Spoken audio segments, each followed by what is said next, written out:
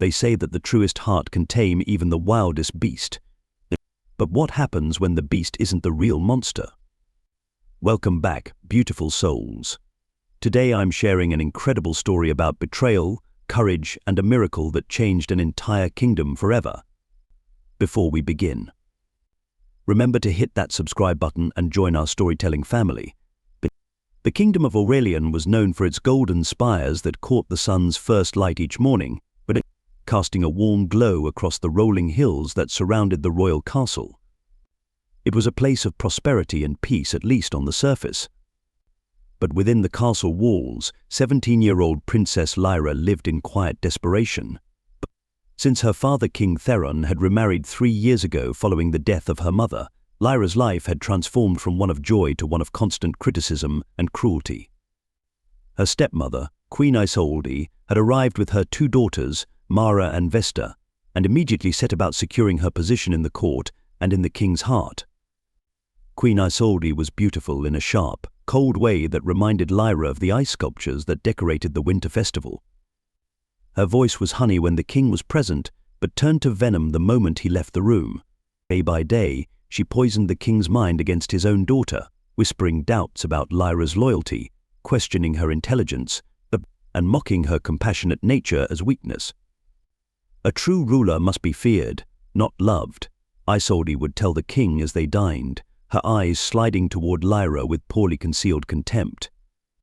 Your daughter has your kindness, my love, but kindness alone cannot sustain a kingdom. King Theron, still wounded from the loss of his beloved first wife, found himself increasingly swayed by Isolde's counsel. He began to grow distant from Lyra, scheduling fewer lessons in statecraft, inviting her to fewer council meetings, and eventually barely acknowledging her presence at all. The only solace Lyra found was in the royal gardens, where she would spend hours among the roses her mother had planted, and in the company of her childhood friend Wren, but the head gardener's son.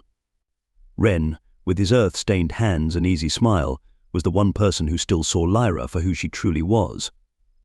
"They can take away your crown, Lyra, but they can't take away your heart," Wren told her one evening as they sat beneath the shade of an ancient oak tree. "And your heart is what makes you a true princess." Little did they know that Queen Isolde had been watching them from her chamber window, her mind already spinning with a wicked plan. For the queen had a secret one that threatened to unravel everything she had worked for. A prophecy, spoken by the royal seer on the day of Lyra's birth, that the princess would one day possess a power that would bring either great glory or terrible destruction to the kingdom. And Isolde, having chosen her path of ambition, could not risk Lyra fulfilling her destiny. As the kingdom prepared for the annual Festival of Lions, a tradition that honored the sacred golden lions that roamed the lands beyond the royal forest, Queen Isolde saw her opportunity. With the king away on a diplomatic mission, she would finally rid herself of the one obstacle to her complete control, Princess Lyra. What followed would shake the very foundations of Aurelian and reveal that sometimes, but the greatest strength comes from the most unexpected places. The Festival of Lions was Aurelian's most sacred celebration, commemorating the ancient pact between the first king and the golden lions that roamed the lands. The legend told that centuries ago, when famine threatened to destroy the kingdom, the king ventured into the forbidden forest and encountered the lion pride. Instead of attacking him, the lions led him to a hidden valley of abundant resources that saved the kingdom. But in return, the king vowed that his people would forever protect the lions and their territory. As part of the festival, a ceremonial offering was made at the Lion's Gate, an ancient stone archway at the edge of the royal forest that marked the boundary between the kingdom and the lion's sacred territory. The offering was symbolic, now usually consisting of the kingdom's finest meats and honey placed upon a golden platter by the royal family. Queen Isolde approached Lyra's chambers the morning of the festival, her smile not quite reaching her eyes. "My dear stepdaughter, with your father away, it falls to you to present the offering at the Lion's Gate this year." Lyra looked up from the book she was reading, surprise evident on her face. Never before had she been given such an honor. "Me? But wouldn't you, as Queen Regent, be the one too?" "The people adore you," Isolde interrupted smoothly. and I think it's time you took on more royal duties. Your father would be pleased to hear of your participation." Something in the Queen's tone made Lyra uneasy, but the opportunity to prove herself worthy of her royal heritage overrode her caution. "I would be honored," she replied, closing her book. "Excellent," said the Queen. "You'll need to prepare the offering yourself. It's tradition. Meet me at the Lion's Gate at sunset. Wear your mother's royal cloak. It's fitting for such an occasion." As Isolde swept from the room, Lyra felt a flutter of hope. Perhaps this was a peace offering from her stepmother. Perhaps things would change. In the kitchen, Lyra carefully prepared the traditional offering, selecting the finest cuts of meat and the freshest bread from that morning's baking. As she worked, Wren entered, carrying a basket of fresh herbs from the garden. "You look happier than I've seen you in months," he observed, setting down his basket. Lyra told him about the honor of presenting the offering. Wren's smile faded slightly. "That's unusual. The Lion's Gate ceremony is traditionally performed by the reigning monarch." "The Queen said it would please my father," Lyra replied, though doubt began to creep into her mind. Wren hesitated before speaking again. "Just be careful, Lyra. There's been talk among the servants. Strange preparations, whispered conversations between the Queen and her personal guard." "What kind of preparations?" Lyra asked, her hands stilling over the offering platter. "Additional chains being brought to the Lion's Gate, for one," Wren said quietly. "Heavy ones, not used since the days when real sacrifices were made to appease the lions." Lyra felt a chill run down her spine, but she shook it off. "Those must be for the decorative display. The festival includes a reenactment of the first offering." Wren didn't look convinced, but he didn't argue further.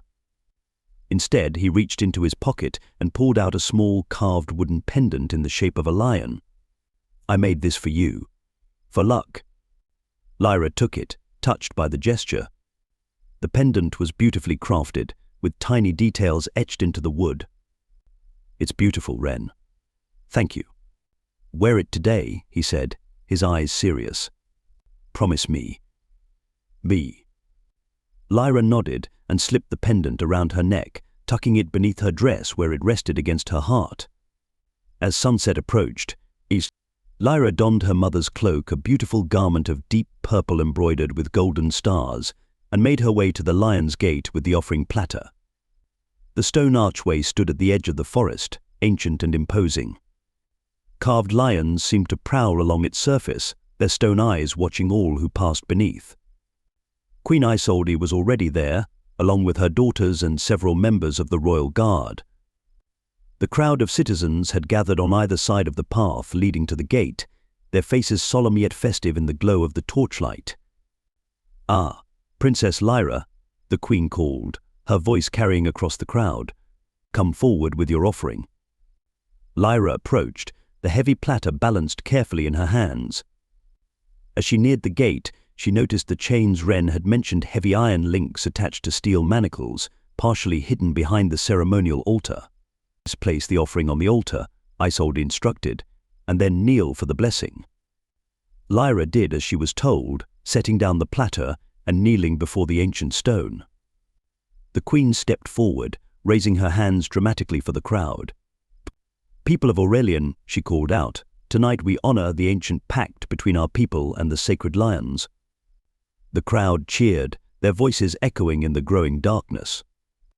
But Isolde continued, her voice dropping to a theatrical whisper that somehow carried to every ear, "Our offering this year must be greater than meat and bread. Our lions grow restless. Our scouts report they have been encroaching on our lands, threatening our safety." Murmurs of concern rippled through the crowd. This was news to them and to Lyra, who looked up in confusion.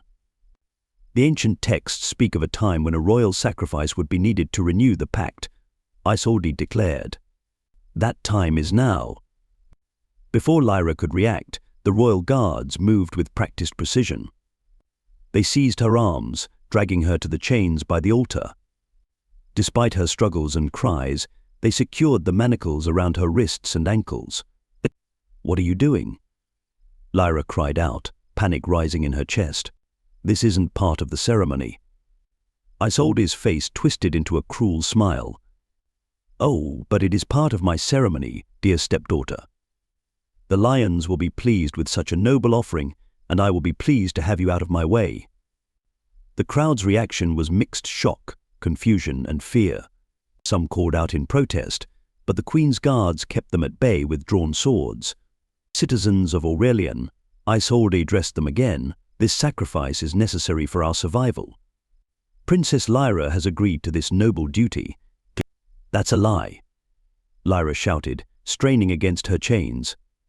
"Take her through the gate," Isolde commanded the guards, ignoring Lyra's protests. "The lions will come for her after we depart." As the guards dragged her toward the other side of the archway, the side that belonged to the lions, Lyra locked eyes with Ren in the crowd. His face was pale with horror, but his gaze held determination. He nodded once, a silent promise, before disappearing into the crowd. The guards pushed Lyra through the archway and into the territory beyond, leaving her chained to an ancient oak tree that stood just beyond the gate. The chains were long enough to allow her to sit or stand, but not to move far from the tree. "May the lions be merciful," one guard muttered, looking genuinely troubled as they retreated.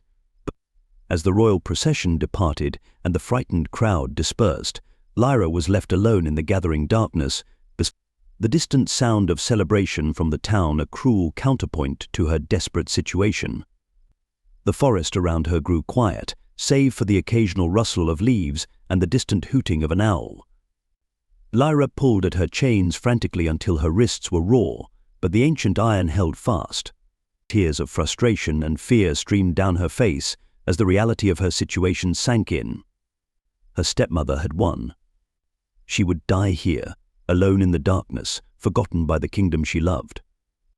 As the moon rose high above the trees, casting silver light through the branches, Lyra heard it, the soft padding of large paws on forest floor, the quiet rumble of a growl.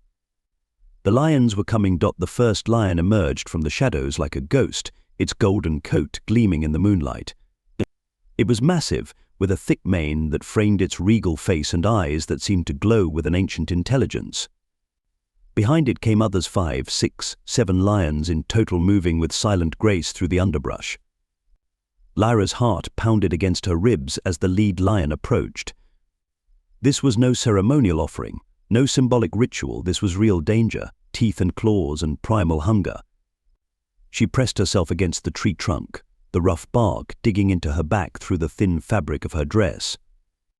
The lion stopped a few paces away, regarding her with unblinking amber eyes. Lyra held her breath, waiting for the attack, but it didn't come. Instead, the creature tilted its head slightly, as if curious. In that moment of suspended terror, Lyra felt something warm against her chest, Ren's wooden pendant. She reached for it with trembling fingers, drawing it out from beneath her dress. As the carved lion caught the moonlight, the real lion before her made a sound, not a growl, but a rumbling purr that vibrated through the clearing. Slowly, the lion padded closer until it was only an arm's length away. Lyra could feel its warm breath, smell its wild scent.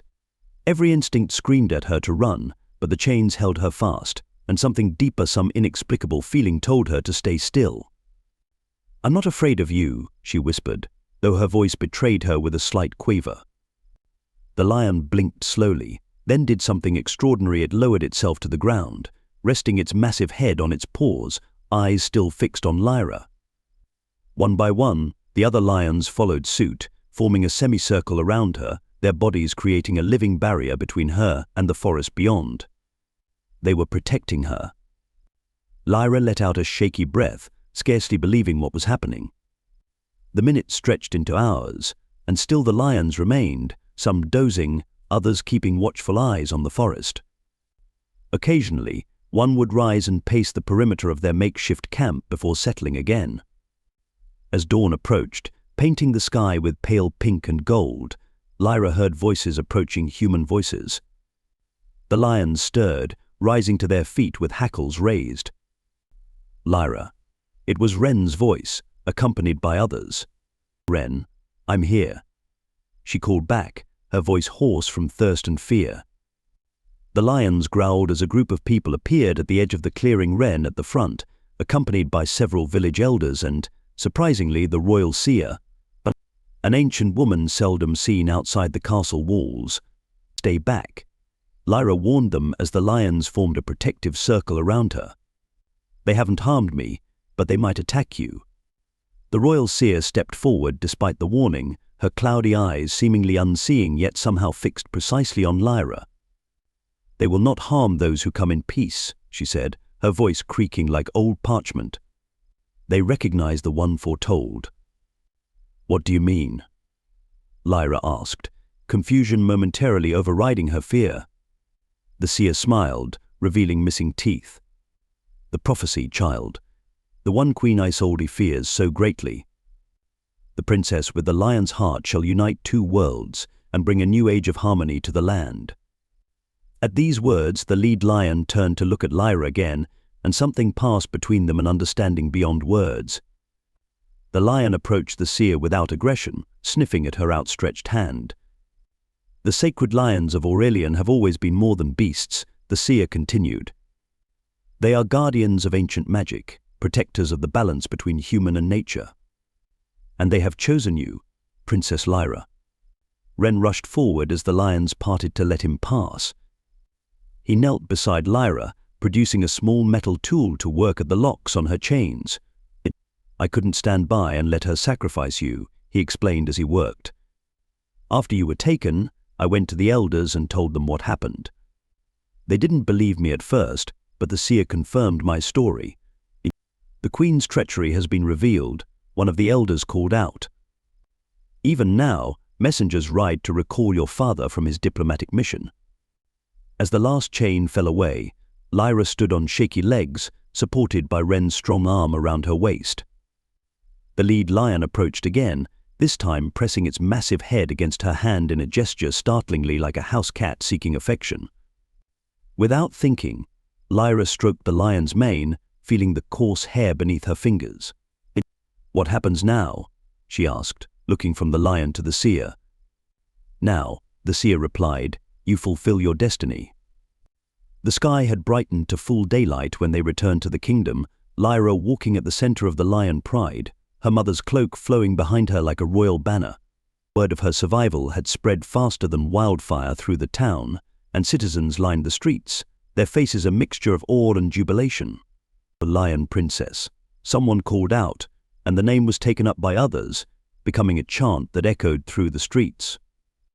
At the castle gates, Queen Isolde stood with her daughters and loyal guards, her face a mask of fury and disbelief. "Impossible," she hissed as Lyra approached. "The lions should have torn you to pieces." "The lions recognized what you did not, Stepmother," Lyra replied, her voice carrying clearly across the courtyard. "That true strength comes not from fear or power, but from compassion." The lead lion growled, taking a step toward Isolde, who shrank back in terror. "Guards," she shrieked, "kill these beasts." But the guards looked from the queen to Lyra and the magnificent creatures that surrounded her without aggression. One by one, they lowered their weapons and stepped aside. "No," Isolde screamed. "I am your queen. You will obey me." A queen who would sacrifice her stepdaughter to wild beasts is no true queen, the royal seer proclaimed, stepping forward. "The ancient law is clear: one who breaks the sacred trust of family has no right to rule." At that moment, a commotion at the gates announced the arrival of King Theron, returned early from his journey. But his face was ashen as he dismounted from his horse and pushed through the crowd, stopping short at the sight of his daughter surrounded by lions. "Lyra," he whispered, disbelief evident in his voice. "What madness is this?" In the hours that followed, the truth was revealed. The seer told of the prophecy and how Queen Isolde had tried to prevent it by eliminating Lyra. Witnesses from the festival confirmed the queen's actions, and even Isolde's own guards, faced with the king's wrath, admitted their part in the plot. As the sun began to set once more, King Theron stood in the great hall of the castle, his daughter at his side, the royal crown upon her head. The lead lion sat at her feet, a living symbol of the new era that was beginning. "People of Aurelian, The king addressed the assembled nobles and citizens. Today we witness a miracle and a new beginning. My daughter, Princess Lyra, has been chosen by the sacred lions as their ambassador to our world. The ancient prophecy has been fulfilled. He turned to Lyra, tears glistening in his eyes. I was blind, my child, blinded by grief for your mother and by Isolde's poisonous words. Can you forgive an old fool? Lyra took her father's hands in hers. There is nothing to forgive, father. We were both victims of the same deception. The king embraced his daughter, and a cheer went up from the assembled crowd. As they separated, Lyra spotted Ren standing at the edge of the hall, his face shining with pride and something that made her heart flutter in her chest. And what of the former queen? Someone called out. Reaching Theron's face hardened. Isolde and her daughters have been banished from Aurelian, never to return upon pain of death.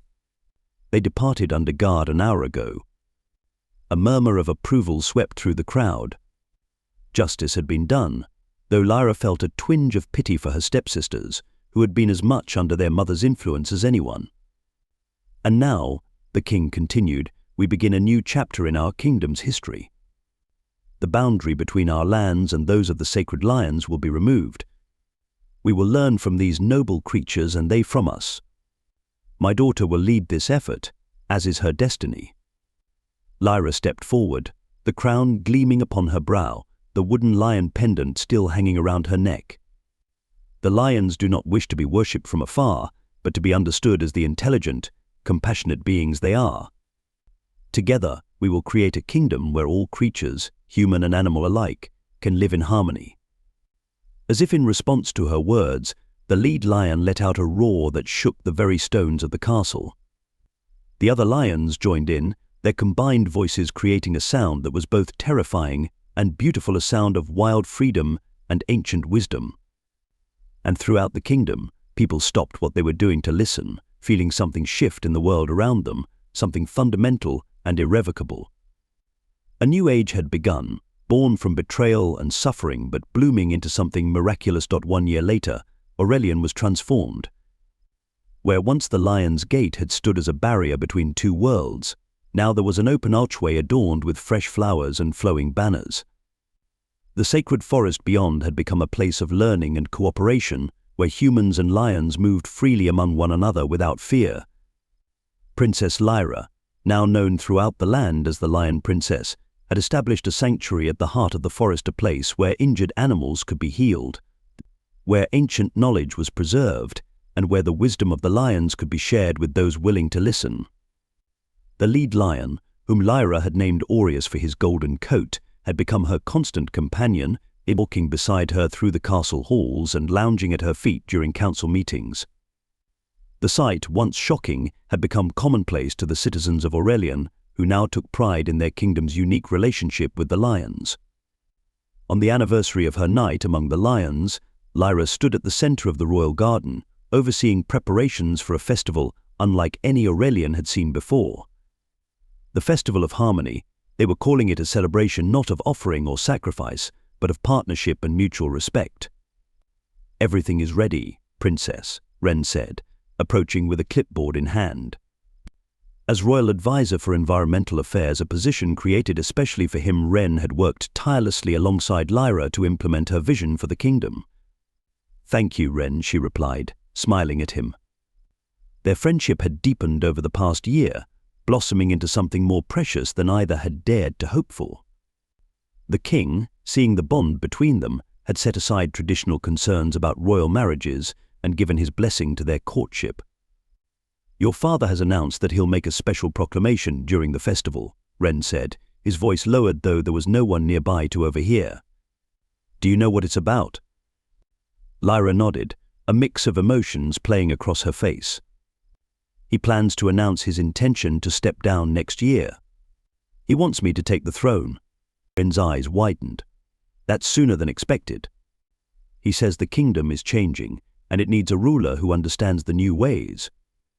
Lyra reached out to stroke Aureus, who had padded silently up beside her. He's not wrong. The old traditions no longer serve us, not all of them, anyway. Wren took her hand, his fingers intertwining with hers. "You'll be a magnificent queen, Lyra. The people already adore you." She squeezed his hand, grateful for his unwavering support. "And what about you?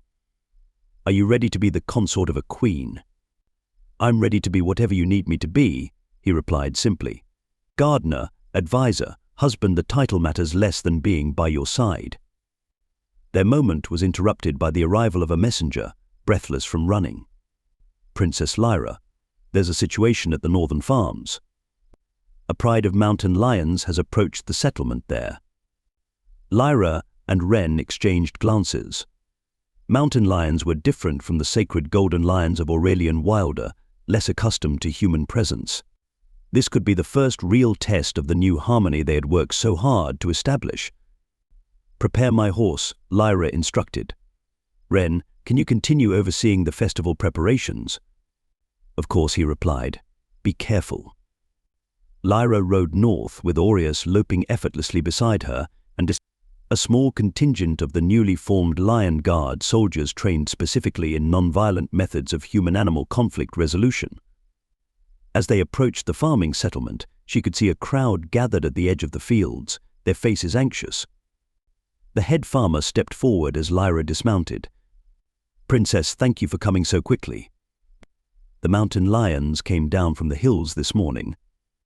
They haven't attacked anyone, but they're circling the cattle pens." "How many?" Lyra asked, scanning the area. "3 adults and 2 cubs," the farmer replied. "We didn't want to drive them away with force. Your new laws prohibit harming any lion species, but we can't let them take our livestock either." Lyra nodded, understanding the dilemma. "Show me where they are." The farmer led her to a ridge overlooking the cattle pens. Sure enough, 3 tawny mountain lions were prowling around the enclosure, their lean bodies evidence of hunger. The cubs stayed close to what appeared to be their mother, their spotted coats blending with the tall grass. Aureus growled softly, drawing Lyra's attention. The golden lion was staring intently at the mountain lions, his posture alert but not aggressive. "What is it, old friend?" Lyra murmured. Over the past year, she had learned to interpret the sacred lion's behaviors and vocalizations with increasing accuracy. Aureus seemed concerned but not threatened by the presence of his wild cousins. Making a decision, Lyra turned to the Lion Guard. "Stay here. I'm going down with Aureus to speak with them." "Princess, that's too dangerous," the captain protested. "These aren't the sacred lions. They don't know you." "They know hunger," Lyra replied firmly. "And they know Aureus is different from them. Trust me." Betrayal.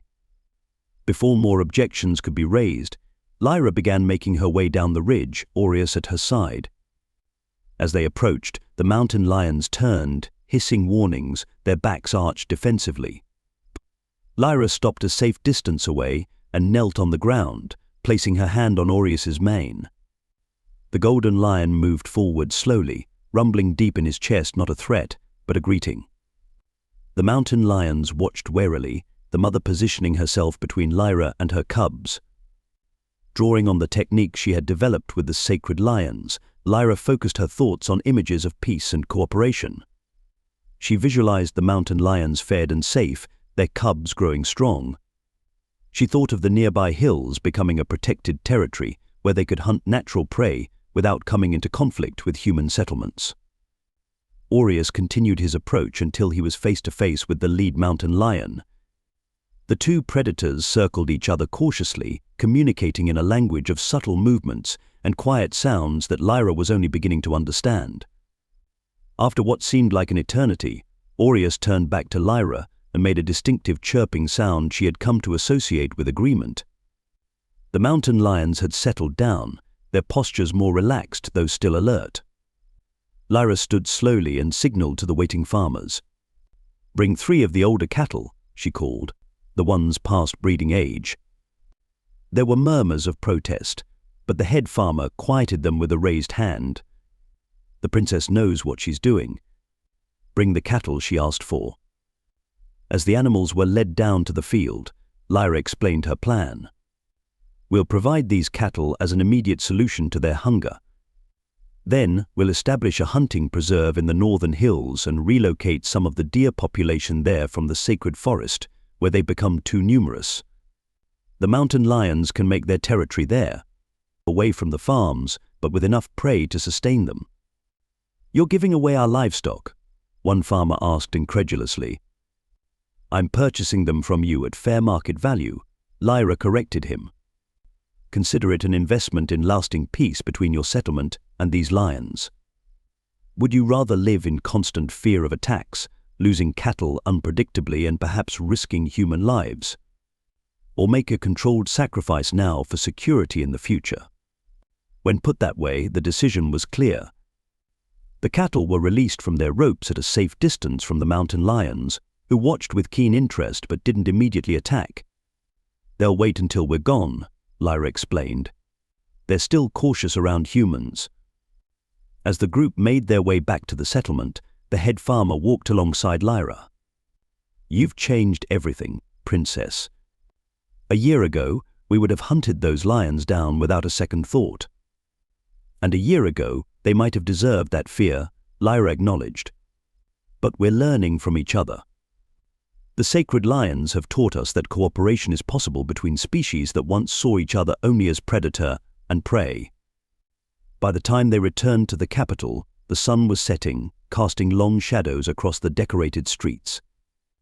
The Festival of Harmony was in full swing, with citizens and lions mingling peacefully in the squares and gardens. King Theron was waiting at the castle entrance, his face lighting up at the sight of his daughter. "I hear you resolved another conflict today," he said proudly as she dismounted. "The mountain lions just needed understanding, not punishment," Lyra replied, embracing her father. "Just as you did when your stepmother cast you out," the king said softly. "You turned what was meant to destroy you into the very thing that made you stronger." That evening, as the festival reached its peak, King Theron stood before his people and made his announcement. Princess Lyra would begin training immediately to take the throne the following year, ushering in a new era for Aurelian. As cheers erupted from the crowd, Lyra stood with Ren on one side and Aureus on the other, her heart full to bursting with gratitude and purpose. From the darkest night of her life had come the brightest dawn, not just for her, but for the entire kingdom. Later, as lanterns floated up into the night sky and music filled the air, Lyra found a quiet moment in the royal garden. The same garden where, a year and a day ago, she had sat alone and afraid under her stepmother's cruel regime. Aureus padded up beside her, followed by Ren, who wrapped a gentle arm around her waist. "What are you thinking about?" Ren asked, noticing her contemplative expression. "About how sometimes the things we fear most are exactly what we need," she replied, leaning against him. "I was thrown to the lions, but instead of finding death, I found my purpose." Aureus rumbled in agreement, his amber eyes reflecting the floating lanterns above. "And what about you two?" Lyra asked, looking from Ren to Aureus. The gardener's son and the king of beasts quite the unlikely advisors for a future queen. Ren laughed, the sound warming Lyra's heart. "The unlikeliest combinations often create the strongest bonds," he said, "like a princess and a pride of lions." As if to emphasize his point, Aureus bumped his massive head against Lyra's side affectionately. Across the garden, more of the sacred lions lounged among the festival goers, some playing gently with children, others simply observing the celebration with regal calm. "You've done what no one thought possible," Ren said. "You've united two worlds." Lyra shook her head slightly. "Not me alone, all of us together. That's the true miracle, not that I survived the lions, but that we all learned to see beyond our fears to what could be." From somewhere in the crowd, a voice called for a speech from the princess. Lyra stepped forward onto a small platform decorated with flowers and ribbons. The crowd quieted, faces turning expectantly toward her, but people of Aurelian. She began, her voice clear and strong. "1 year ago, I was thrown to the lions by someone who hoped to destroy me. Instead, I found allies in the most unexpected place. The sacred lions showed me that courage isn't about fighting harder, it's about finding connection where others see only threat.